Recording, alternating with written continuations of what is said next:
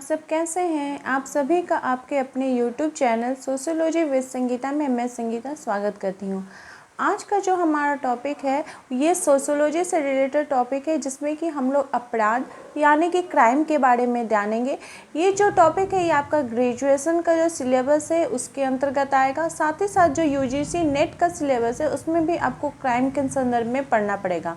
तो इस वीडियो में हम लोग देखेंगे कि अपराध क्या है, अपराध का विभिन्न समाजशास्त्रियों ने इसके संदर्भ में कौन सी परिभाषाएं दी हैं, इसका वर्गीकरण किन किन आधारों पर किया गया है। साथ ही साथ हम लोग ये भी देखेंगे कि पैरोल तथा प्रोबेशन जो है उसका वर्गीकरण किस आधार पर किया गया है, इन दोनों के बीच कौन सा अंतर है।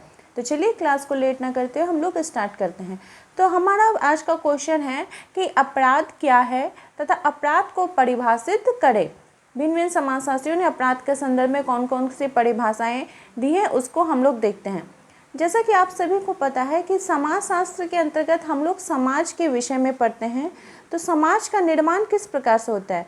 समाज का जो निर्माण है विभिन्न इकाइयों के माध्यमों से होता है और ये भिन्न भिन्न इकाइयाँ क्या करती हैं, अपना अलग अलग कार्य संपन्न करती हैं।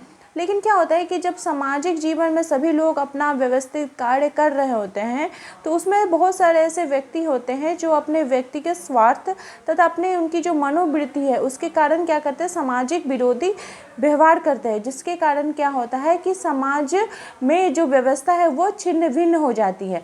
तो हम कह सकते हैं साधारणतः भाषा में कि समाज विरोधी आचरणों को अपराध कहा जाता है। समाज के विरोधी जो व्यक्ति आचरण करता है वो अपराध हो गया तथा इसे करने वाला व्यक्ति क्या हो जाता है, वो अपराधी कहलाता है। जैसे देखिए हमारे भारतीय समाज में विवाह का बहुत ही ज़्यादा महत्व है। विवाह के 8 प्रकारों का वर्णन किया गया है मनुस्मृति के द्वारा। तो क्या होता है कि भारत में सपिंड विवाह को अपराध माना जाता है। तो अगर कोई व्यक्ति सपिंड विवाह करता है तो वो अपराध की गिनती में आएगा, लेकिन ये भारत में है। लेकिन अगर आप इंग्लैंड चले जाएंगे तो ये एक वैध है, ये कानूनी रूप से मान्य है, वहाँ पे ये अपराध नहीं है, लेकिन भारत में इसे अपराध कहा जाएगा। तो चलिए हम लोग विभिन्न जितने भी विद्वान हैं, विभिन्न समाजशास्त्री हैं, उन्होंने कौन कौन से अपराध की परिभाषाएँ दी हैं उसको हम लोग देखते हैं। हम देखते हैं यहाँ पे बोला गया है कि विभिन्न विद्वानों ने अपराध को मुख्य रूप से 2 दृष्टियों से समझाया है, यानी अपराध को उन्होंने 2 रूप से वर्गीकरण किया है। पहला उन्होंने बताया है सामाजिक दृष्टिकोण के रूप में, दूसरा उन्होंने बताया है कानूनी दृष्टिकोण के रूप में उन्होंने इसका वर्गीकरण किया है। तो सामाजिक दृष्टिकोण के रूप से जिन्होंने इसका वर्गीकरण किया है उसके अंतर्गत आपका एलियट और मेरिल आ जाएंगे, फिर किर्नाड आ जाएंगे। तो एलियट और मेरिल ने इनकी क्या परिभाषाएं दी है उसको हम लोग देखते हैं।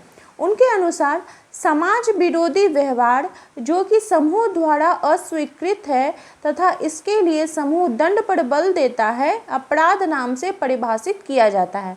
जैसे कि पहले की परिभाषा में ही बोला गया कि समाज के विरोधी जो भी व्यक्ति व्यवहार करता है, जो कि समाज में रह रहे जो समूह होते हैं, हम तो क्या करते हैं, हम तो एक समूह के अंदर रहते हैं। परिवार हमारा समूह हो गया, समाज हमारा समूह हो गया, हमारा जो जाति है वो समूह के अंतर्गत आ गया।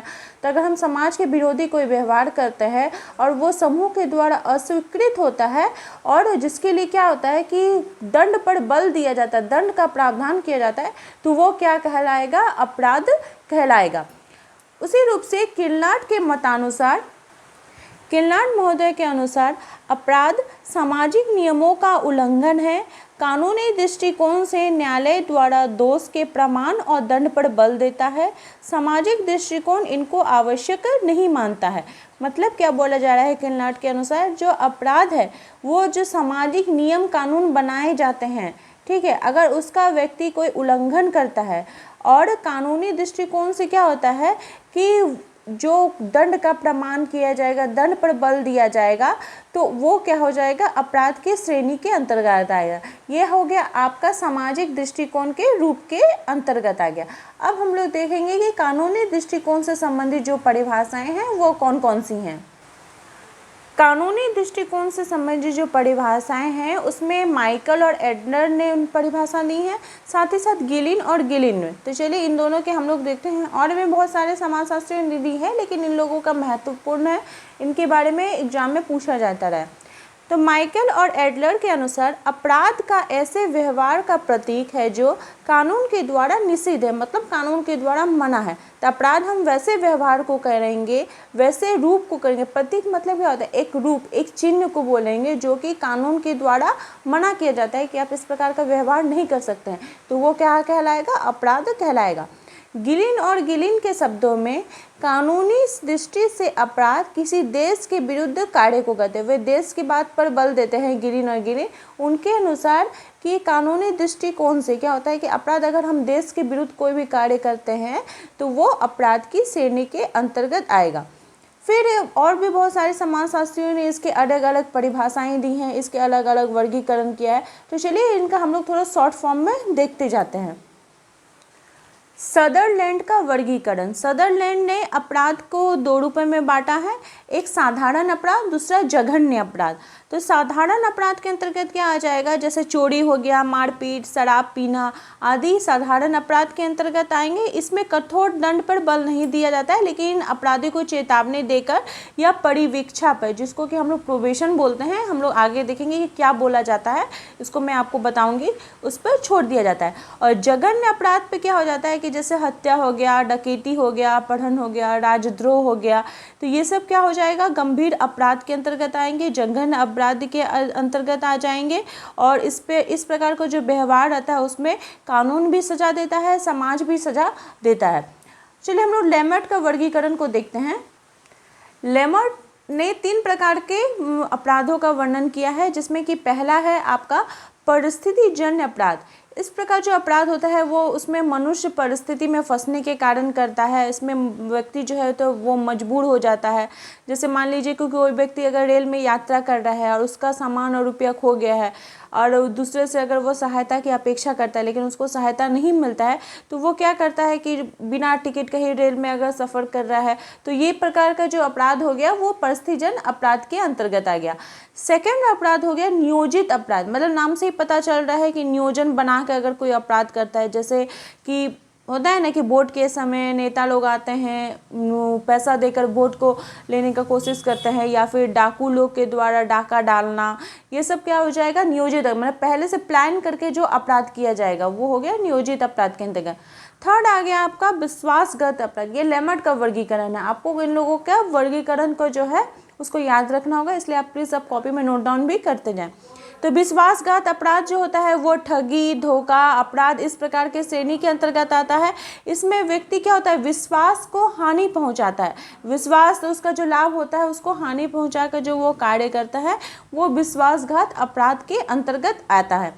हमारे एक और समाजशास्त्री हैं बोंजर, उन्होंने भी अपराध का वर्गीकरण किया है। उन्होंने चार प्रकार के अपराधों का वर्णन किया है। पहला उन्होंने आर्थिक अपराध बताया है, दूसरा यौन संबंधी अपराध, तीसरा राजनीतिक अपराध और चौथा अपराध जो विविध रूप से जो अपराध होता है उसके संदर्भ में। तो आर्थिक अपराध क्या हो गया? चोरी, डकैती इस प्रकार का जो आ जाएगा बात वो हो जाएगा आर्थिक अपराध के अंतर्गत। और यौन संबंधी अपराध के अंतर्गत जैसे बलात्कार करना, वेश्यावृत्ति, ये सब हो जाएगा यौन संबंधी अपराध के अंतर्गत। राजनीतिक अपराध में क्या हो जाता है कि जिसमें राजनीति का लाभ प्राप्त करने के लिए जो अपराध किया जाता है, राजद्रोह तथा भारत के जो रक्षा नियम जो कानून होते हैं उसका जो उल्लंघन किया जाता है, तो वो हो जाता है राजनीतिक अपराध के अंतर्गत। थर्ड जो विविध अपराध है, इसमें क्या होता है कि प्रतिशोध लेने के लिए या फिर कोई दूसरे भावना से जो अपराध किया जाता है वो विविध अपराध के अंतर्गत आता है। और भी हम लोग समाजशास्त्रियों की तरफ देखते हैं। किलनार्ड और क्विने ने 5 प्रकार के अपराधों का वर्गीकरण किया है। तो इसमें सबसे पहला आ जाएगा हिंसात्मक अपराध। इसमें बताते हैं जैसे आक्रमण हो गया, बलात्कार हो गया, हत्या हो गया, ये हो जाएगा आक्रमण करके हिंसा के रूप में जो अपराध किया जाएगा वो हिंसात्मक व्यक्तिगत अपराध कहलाएगा। दूसरा है संपत्ति संबंधी आकस्मिक अपराध। ऐसे अपराधों का मूल्य उद्देश्य होता है धन लाभ प्राप्त करना, जैसे दस्तावेजों पर जाली हस्ताक्षर करवाना धन का संपत्ति का लोभ में, या फिर चेक पर झूठा साइन करवा लेना, तो ये सब संपत्ति संबंधी आकस्मिक अपराध होता है। थर्ड किलनार्ड और क्विनी के अनुसार व्यावसायिक अपराध उन्होंने बताया है, जैसे कालाबाजारी करना, मिलावट करना, गबन करना, झूठा विज्ञापन देना, ये सब हो जाएगा व्यावसायिक अपराध। हमारा 4th नंबर का अपराध हो गया राजनीतिक अपराध।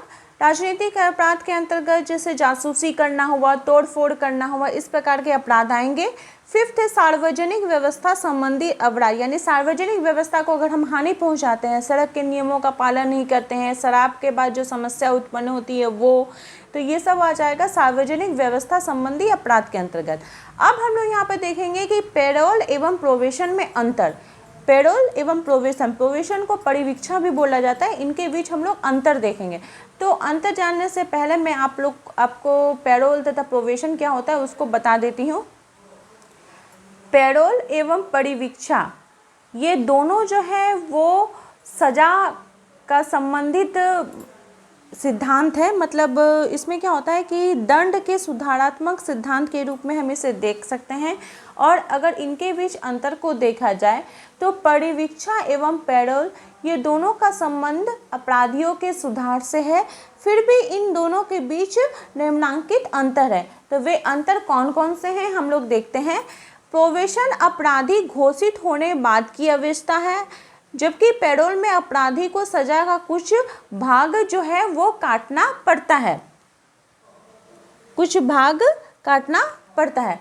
यानी कि क्या बोला जा रहा है कि प्रोबेशन जो कि परिवीक्षा बोला जा रहा है, इसमें क्या होता है कि व्यक्ति उसको ऑलरेडी वो अपना सजा जो है वो कंप्लीट कर चुका होता है, जबकि पेरोल में क्या होता है, पेरोल में व्यक्ति छूटता है लेकिन फिर उसको वापस जेल में जाकर अपने सजा जो उसका बाकी रहता है उसे पूरा करना पड़ता है।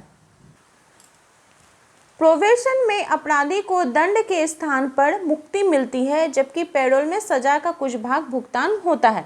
यानी कि प्रोबेशन में अपराधी को दंड जो उसको मिला है उसके स्थान पर वो उसे सजा से मुक्ति मिल गई, वो छूट जाता है जेल से। प्रोबेशन में परिवीक्षा में मतलब उसका क्या होता है कि जब वो देखता है कि अच्छा आचरण कर रहा है, उसका स्वभाव ठीक है, तो उसे परिवीक्षा पर छोड़ दिया जाता है। पेरोल पे भी छोड़ा जाता है, देखा जाता है कि हाँ उसका स्वभाव अच्छा है, वो उस प्रकार का अपराध नहीं करेगा, तो पेरोल में भी छोड़ा जाता है। लेकिन पेरोल में फिर वापस आकर जेल में जो उसकी बाकी सजा है उसे काटनी पड़ती है। 3rd है परिवीक्षा न्यायालय द्वारा स्वीकृत किया जाता है, जबकि पेरोल जज, प्रशासकीय बोर्ड अथवा सुधार गृह द्वारा स्वीकृत किया जाता है। परिवीक्षा यानी प्रोबेशन जो है वो न्यायालय मंजूरी देता है, कोर्ट मंजूर देता है, लेकिन क्या होता है कि पेरोल जो है वो जज के द्वारा प्रशासकीय एक बोर्ड बैठाकर वो उनको सुधार गृह में भेजने के लिए या फिर उस प्रकार का कोई आवश्यक कार्य होता है तो उनको पेरोल पे छोड़ा जाता है, जो दोषी होते हैं, जो अपराधी होते हैं। प्रोबेशन में पेरोल की अपेक्षा दंड की मात्रा कम होती है। प्रोबेशन में पेरोल की अपेक्षा प्रोबेशन में जो है जो वो दंड की मात्रा है वो पेरोल की अपेक्षा कम होती है। तो आई होप आपको आज का वीडियो बहुत ही ज़्यादा हेल्पफुल रहा होगा। अगर आपको ये वीडियो पसंद आए तो प्लीज़ आप अपने दोस्तों से ज़्यादा शेयर करें। मेरे चैनल पर नए हो तो सब्सक्राइब करें। मेरे चैनल के साथ बने रहने के लिए आप सभी का थैंक यू।